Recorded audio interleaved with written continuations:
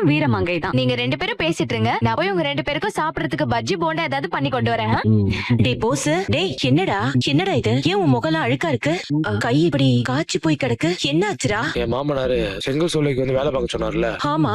நான் செங்கல் சோலைக்கு போனா முதலாளியாட்டம் ஏசி ரூம்ல உட்காந்துக்கிட்டு எல்லாரையும் கண்காணிக்கிற மாதிரி வேலை பார்க்க சொல்லுவாருன்னு நினைச்சேன். ஆனா அவரு எல்லா வேலையும் கத்துக்கணும், போய் செங்கல் தூக்கு லோடியா இருக்குன்னு அது இதுன்னு சொல்லி எனக்கு எல்லா வேலையும் வாங்கிட்டாருமா. ஏய் என்னடா சொல்ற? அட ஆமாமா, அது மட்டும் இல்லாம வேலை முடிஞ்சோடனே எல்லாருக்கும் தினக்கூலி கொடுப்பாங்கல்ல, அந்த மாதிரி எனக்கும் கூலி கொடுத்து அமைச்சிருக்காரு.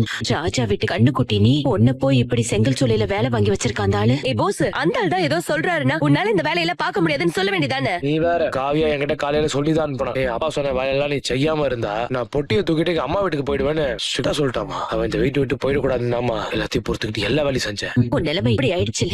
Hello boss, hi. வா வா வா வா. என்ன பாஸ், ஃபர்ஸ்ட் டே எக்ஸ்பீரியன்ஸ் எல்லாம் எப்படி இருந்துச்சு? எல்லாம் ஓகே தானே? எங்க அப்பா கூட சொன்னாரு, பரவாயில்ல, முத நாள் வேலைக்கு சேர்ந்தவன் மாதிரி இல்ல, எல்லா வேலையும் நல்ல ஆர்வமா மும்மரமா செய்யறான்னு சொன்னாரு. வெரி குட் பாஸ், உன்கிட்ட இந்த அளவுக்கு ஒரு கமிட்மெண்ட் இருக்கும்னு நான் எதிர்பார்க்கவே இல்ல. ஆமா, அவர் உனக்கு சம்பளம் கொடுத்தாராமே, பரவாயில்லையே. ஒரே நாள்ல உழைச்சு 1000 ரூபாய் சம்பாதிச்சிருக்க, பெரிய விஷயம் தான் பாஸ். இனிமேலாவது அடுத்த உங்க காசுல உட்கார்ந்து சாப்பிடாம உழைச்சு சாப்பிடணும்னு நினை. சம்பாரிச்ச காசை கொண்டு வந்து என்கிட்ட கொடுக்கணும், ஓகே? ரொம்ப டஸ்டா இருக்குல்ல, ஹாட் வாட்டர்ல குளிச்சுட்டு ரெஸ்ட் எடு, கரெக்டா? பாத்தியாமா என்ன சொல்லிட்டு போறா பாத்தியா? நான் இவ்வளவு கல்யாணம் பண்ணிக்கிட்டா நல்ல சொகுசா ராஜ வாழ்க்கை வாழலாம்னு நினைச்சேமா. ஆனா எல்லாம் இப்படி பண்ணா போச்சு.